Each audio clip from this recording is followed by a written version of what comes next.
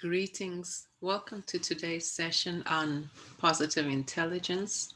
Our focus is going to be the fifth of the five sage powers. Today, we will be looking at activate as the power that will help us to meet the saboteurs, those self limiting beliefs, behaviors, thoughts, attitudes. What do you think activate means? Let's look at our slides. I'd like to share my screen. Oh, the sun.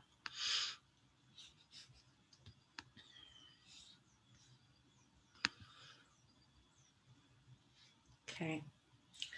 And I'm going to go into presentation mode. So here we are in activate. Let's see if we can turn this around. Perfect. Okay. The sage power. I love the new graphics. The color wheel. The sage powers are like the three primary colors. These five powers recombine to form all of the emotional intelligence competencies considered crucial to prosperity and success in all areas of our lives.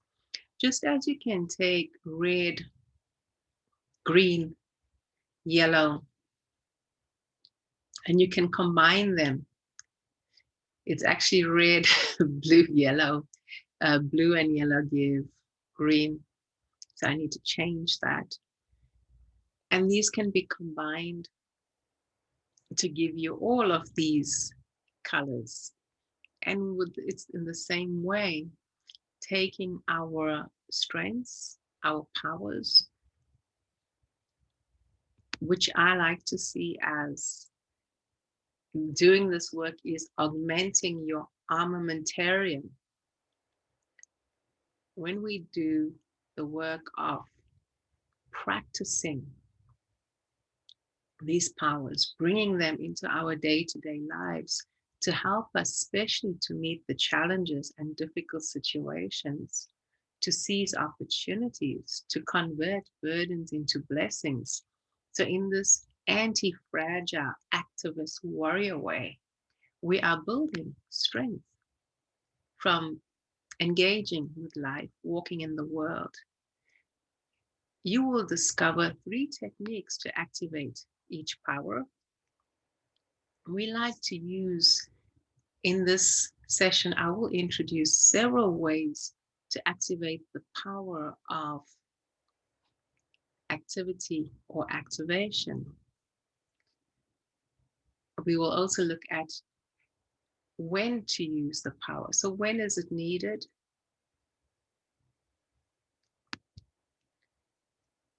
The best and beneficial practices, and how these, through using combos, for example, using empathy and let's say navigation and activity or activation, that's a power combo of three, and how these are like combining colors to give you or contribute towards prosperity and success. I want to emphasize, I love this term. See these powers as crucial competencies, that they are essential, this kind of intelligence, to succeed. So when are these powers needed? What gets in the way? So what the saboteur says. Then we will do a power practice and some inquiry for insight. A revision quickly. The five sage powers.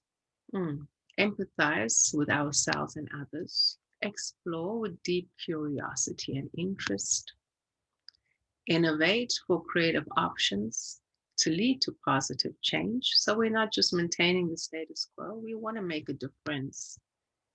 We want to grow. We want to learn. We want to expand our experience. Navigate among the options so we can choose the path that is most congruent and aligned to our values, to our purpose. to what we believe would be the next right thing. And today, activate. We want to activate our intentions in order to generate results in the real world. You want to change how you eat. You want to develop the habit of flossing your teeth. You want to move more, walk your 10,000 steps. You want to activate, you want to do your PQ reps, whether it is to heal or simply to center yourself so you can be more effective and efficient in all areas of your life. A quick reminder, we have 9 saboteurs. We have a head honcho, the judge, that criticizes, condemns, complains as the predominant way of being.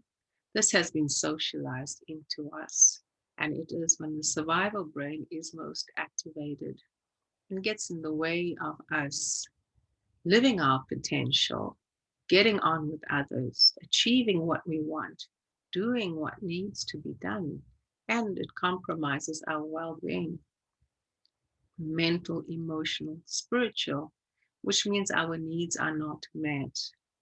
And therefore, we bring in the sage power and we bring it in through these 5 powers, amongst others.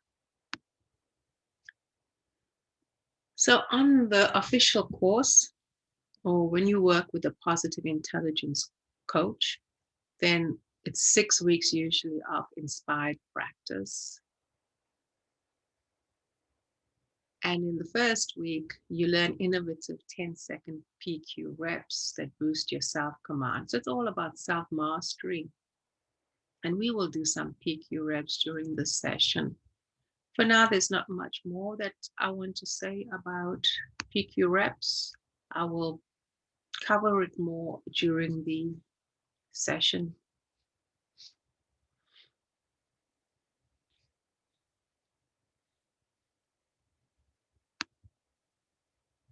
Welcome. When it comes to activate, you can see that's all about action. Some worry that the sage's attitude of accepting everything as a gift and an opportunity instead of grievance and obstacle, that it will lead to passiveness, laziness, lack of ambition and action. The reality is the opposite. The sage's activate power moves us to pure action, where all our mental and emotional energies are laser focused on action and not distracted by the saboteur. You just saw a chart with the 9 accomplices. They are all saboteurs supporting the judge, which is the chief saboteur. When do we need activation? You need the sage's power to activate when it is clear what course of action you want to take. The power allows you to move into pure action without the procrastination, distraction, or interference that saboteurs cause. For example, if someone has done you wrong, you might go through the sage's empathize mode and decide to forgive him or her, freeing yourself from resentment and bitterness. At that point, you might choose to let the whole thing go. Or you might choose to forgive, so that's still empathy, but still seek compensation, because that, your navigation tells you, is the right thing to do. Justice, you stand for justice. If you decide to proceed with the action of seeking compensation, you would shift into sage's activate mode. You can call this your warrior mode. Your action would be pure and unencumbered with anger, the need for revenge, disdain for the other person, bitterness, anxiety over outcome, for example, or any of the other dramatic tendencies of our saboteurs. So whatever the outcome is going to be, we can't always guarantee it, but we decide we're going to be this activist, this revolutionary guru or sage, right? We have the wisdom, and wisdom is for the walking. It tells us how we want to walk in the world, how we want to show up, you would simply and cleanly think about the best strategy for getting your compensation and proceed with the action necessary to make it happen. You would be more likely to succeed as all your mental and emotional energy would be focused on getting the action right, well, doing the right thing. When you watch a martial arts master in battle, such as one of the Jedi in Star Wars, you get a sense of the pure action of the sage. When a warrior with a strong sage is attacked from all sides, he knows that the only way he can survive is by completely quieting and centering his mind. This means pushing aside all the mind chatter coming from saboteurs. Doing so allows the sage to concentrate all his mental power on the urgent task at hand. If, for one split second, he allows himself to get angry at the enemy attacking him from the left, that momentary lapse of focus could mean getting killed by the enemy attacking from the right. I know when I did Krav Maga, we learned this, that you always are aware of, you have the situational awareness and keep our focus. And while you're focusing on the one, you are very aware that you might be called to action in the other directions. So here you see the worker icon. A stadium is fashioned, the modern stadium, after the Colosseum, where all the crucial battles take place. An operating question in the moment. So let's look at this phrase that I would like to convert to a question. In the moments that matter the most, what would be possible for you if you could learn to strengthen your sage power?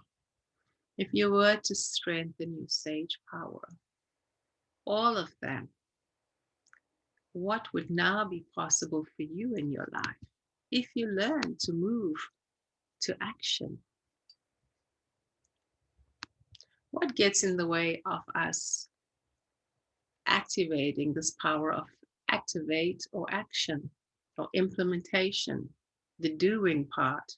So we focused on the being, and even being, to learn to be in ourselves, we see with the PQ reps, takes practice. So a doing component, you need to practice to benefit from this being way of being.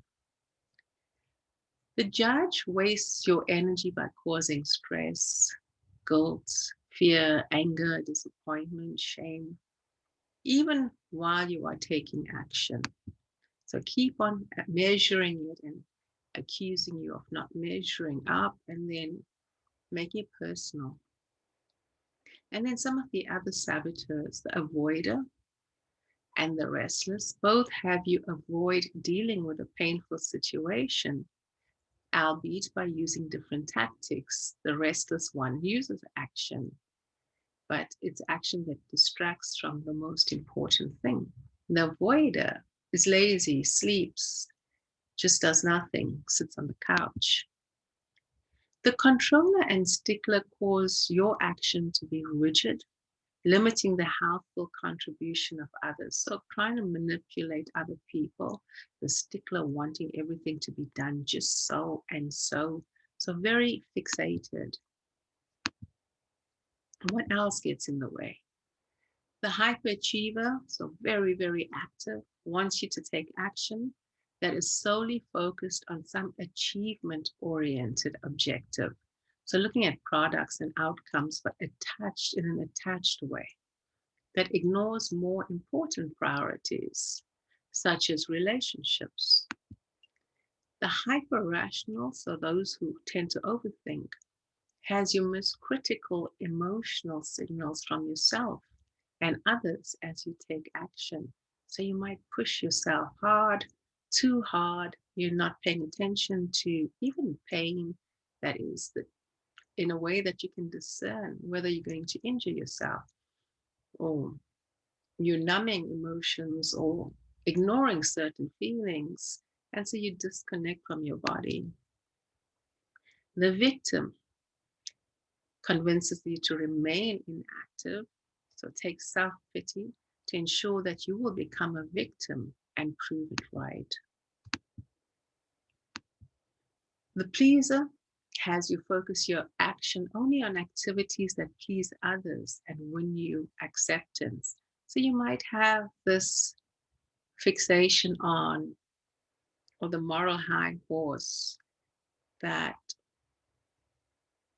I am doing good because I'm pleasing others. So you want approval from others to win the approval of others. So you keep on giving, but in a way that's not fulfilling and usually ignores your own needs. So you can then become resentful. And when you don't get the pleasing that you wanted or expected, then you also become resentful.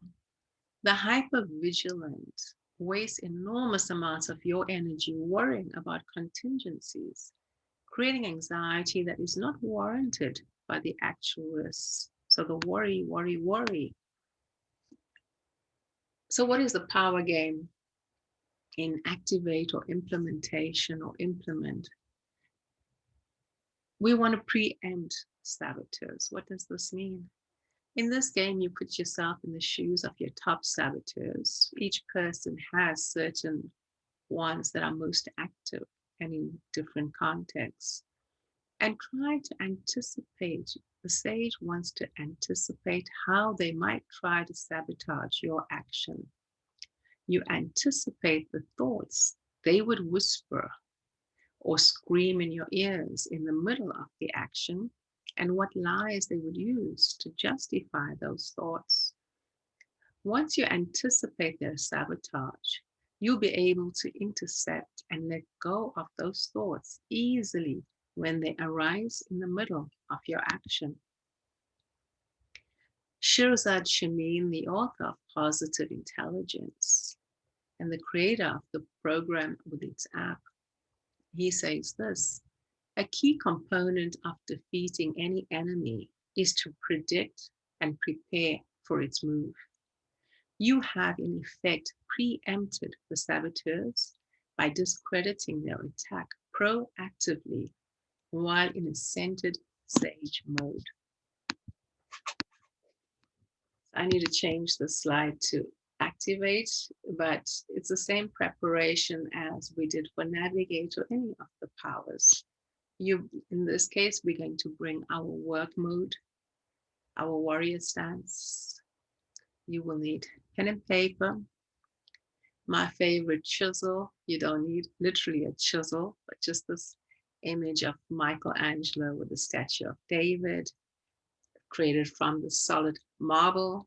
And he had this vision and he chipped away at all these ways that the saboteur gets in our way to reveal the masterpiece, which is you. Always bring a mindset where you're ready for work, so reasonably upright, energized tranquility, and the mindset relaxed, a bit easy chair. So how do you preempt a saboteur? You write down some of the thoughts. We did it earlier as well. Some of the things, an awareness of what is said, of the behavior, the typical behavior to avoid, which we covered. You're restless, you keep yourself busy, you tend to avoid, you watch TV instead, right? And the thoughts that justify all those lies, and the things you say to yourself in those situations, etc. Having an idea of that, we can create alternative thoughts to think and alternative behaviors. And this is one way we want to do it. For example, you create a schedule, and these you can see as pre-commitments. This is how we preempt. By specifically looking at your day and saying, and we're anchoring the action to specific things. After I do that, I will do this.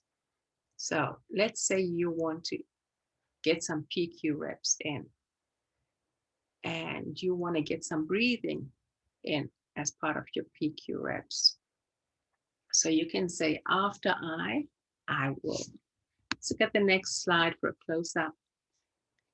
For example, you also can call these algorithms because there's a when, I will, or after, I will. So after I put toothpaste on my toothbrush, I will take 3 wholesome breaths.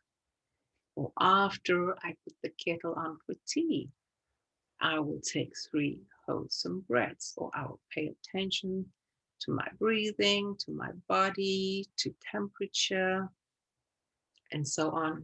So all of these that are PQ reps. So let's do it. Imagine this. You are instrumental rehearsal. Imagine that you are putting toothpaste on your toothbrush. And this, you imagine like you actually holding this toothbrush in your hand. So first person perspective. It's not like watching yourself on a movie screen. It is you imagining in your hand is this toothbrush, and the other hand is the toothpaste. You're squeezing it onto your brush. After it's squeezed onto your brush, you do what you do. You have the toothpaste on the toothbrush. Let's do the 3 breaths. Exhale.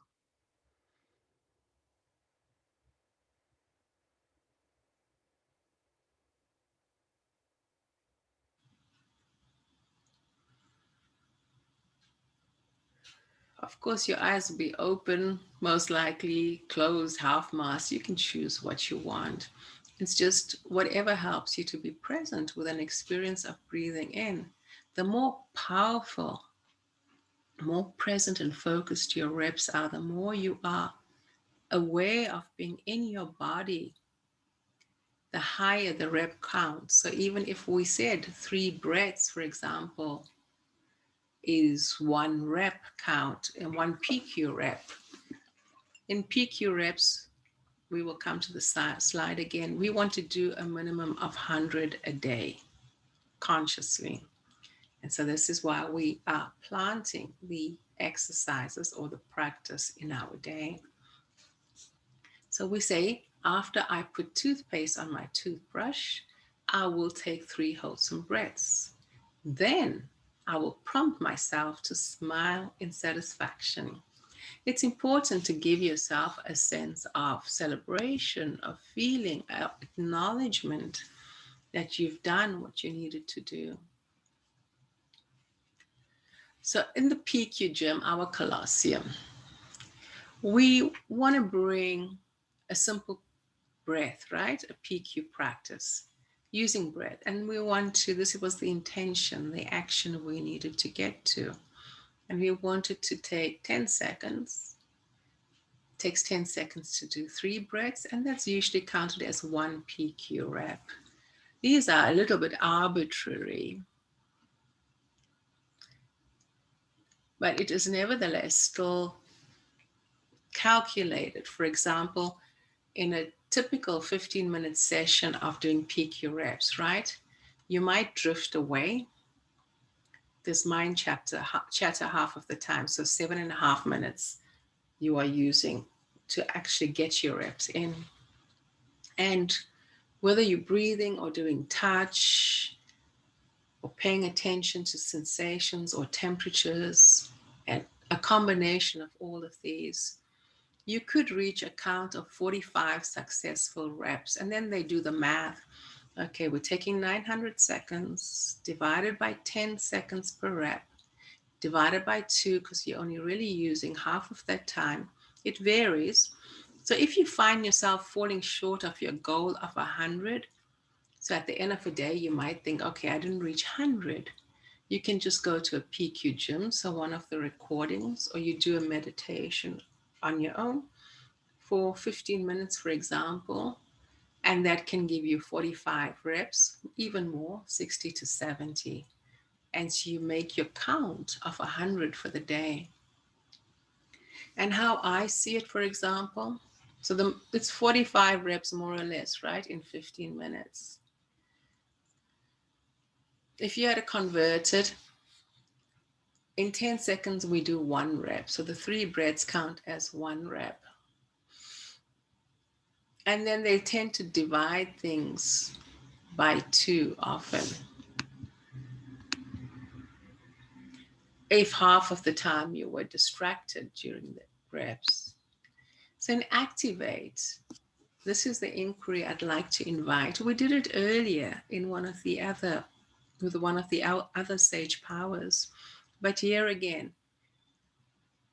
what 21 possible, practical, plausible things might I try that signal my intention to get my PQ reps in today? So you want to get PQ reps in, you say, what might you try? So you write your list. And of these 21 things, 21 again is an arbitrary number. It's one that gets you to brainstorm, so you innovate and gets the ideas flowing. And some of them might even be nonsensical. We don't judge them. We keep moving. And if we do this, we will get some very good ideas in between compared to if you just sat down and said, what one thing can I do? So once you've generated your list through innovation, you say, which one thing am I willing to give the go ahead to? You might have ready-made, well, there are ready-made lists online, all possible ways you can get in reps, suggestions. So you could go to those to generate your list. But choose one thing. So you can even just go to one of those and you choose one thing that you think will work. Or simply me making the suggestion that when you brush your teeth or put the kettle on, you can breathe or do tactile or use any of your other senses or sensations. And so you choose one. And then when, you decide when you're going to take that action. So make yourself comfortable again. We did a little bit of our PQ reps, so we're reasonably centered. So we can go on to this inquiry. What is one area of your work or life where you could use this strategic stance of a warrior? Call this your warrior practice. And then a recap, you can always plan to prevail. And when you strategize, like in this way, it's for strength and skill building. And we're building our warrior powers. We're building our well-being, our emotional intelligence, even as we are approaching genuine real-world issues, challenges, opportunities. So again, you made a list of 21 PPPTs. You choose one thing you can try and you give it a thumbs up and you go for it.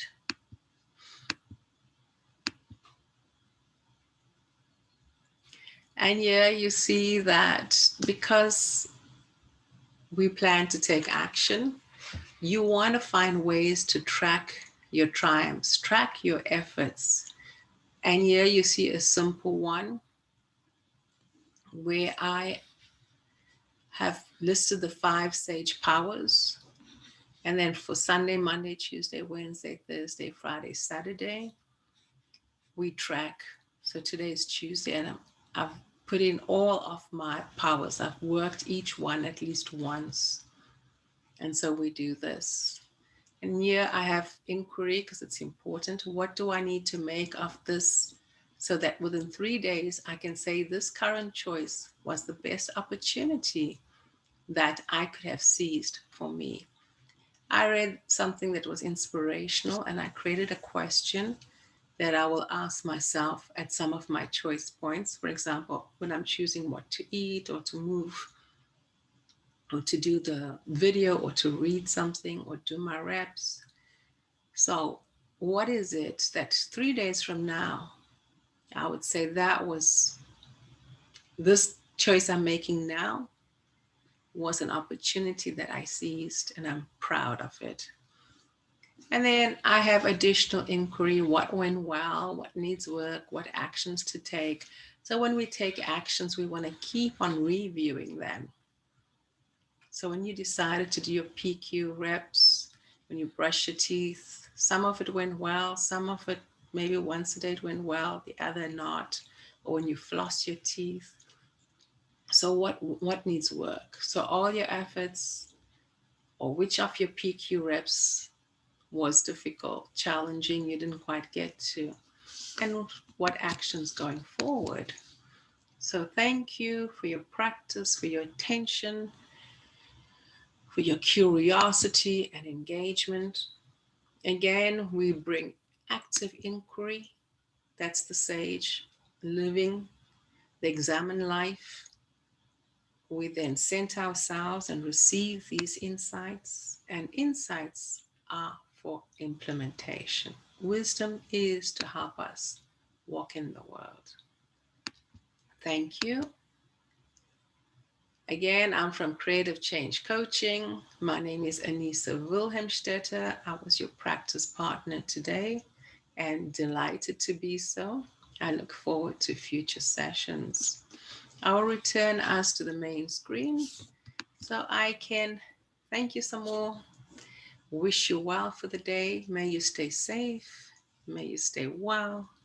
May you continue to prosper from your practices. So remember, choose one thing you want to do. When today will you practice PQ reps, 3 breaths, and install that into your life? Okay, until next time. Bye.